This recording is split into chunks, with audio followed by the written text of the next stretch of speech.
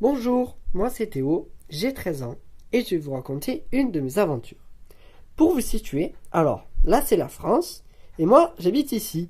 C'est un petit village à côté de Montpellier. En me baladant, j'ai croisé plusieurs personnes avec des jumelles. Ils m'ont dit que j'allais pouvoir voir plusieurs étudiants qui observent la nature pour pouvoir faire un IBC. L'IBC en fait, c'est un inventaire de la biodiversité communale. Bref, il note tous les animaux et végétaux qu'il y a sur la commune avec des méthodes scientifiques rigoureuses appelées protocoles. C'est le groupe des ornithologues. Ils reconnaissent les oiseaux au champ et à la vue grâce à des jumelles.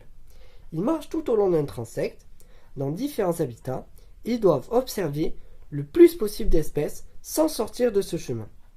Je vais maintenant lever plus souvent la tête et faire attention aux oiseaux. Le groupe suivant était celui des mammalogistes. Ils m'ont expliqué qu'ils posent des pièges de deux types différents, avec des appâts dedans, pendant plusieurs jours d'affilée.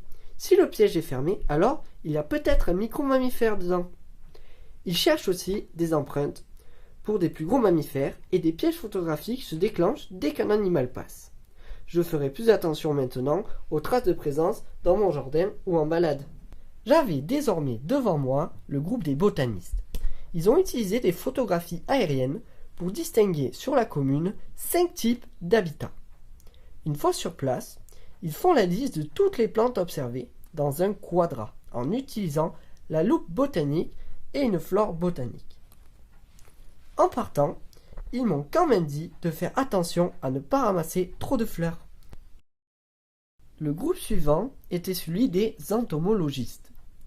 Ils font des transects aussi avec des filets à papillons et libellules, des filets fauchoirs pour les criquets, sauterelles et grillons ou des captures à la main.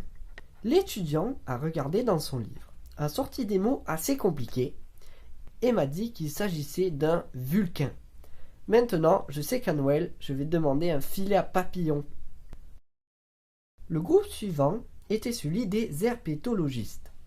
Ils étudient les reptiles et les amphibiens. Ils peuvent les reconnaître à la vue ou au champ pour les amphibiens et ils sont équipés de guides d'identification. Ils recherchent par déambulation aléatoire, la journée les reptiles se dorant au soleil et le soir des amphibiens dans les mares équipés de waders. Ils doivent faire attention en les approchant car ce sont des espèces protégées. En rentrant, j'ai rencontré le groupe des chiroptérologues qui étudient les seuls mammifères volants.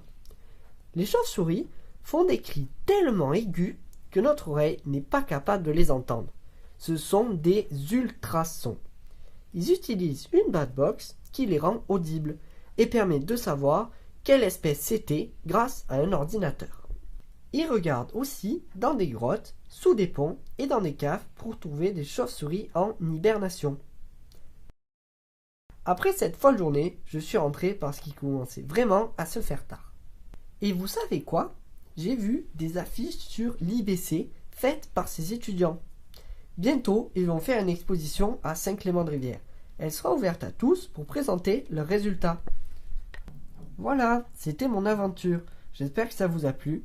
Merci et à bientôt pour une nouvelle aventure.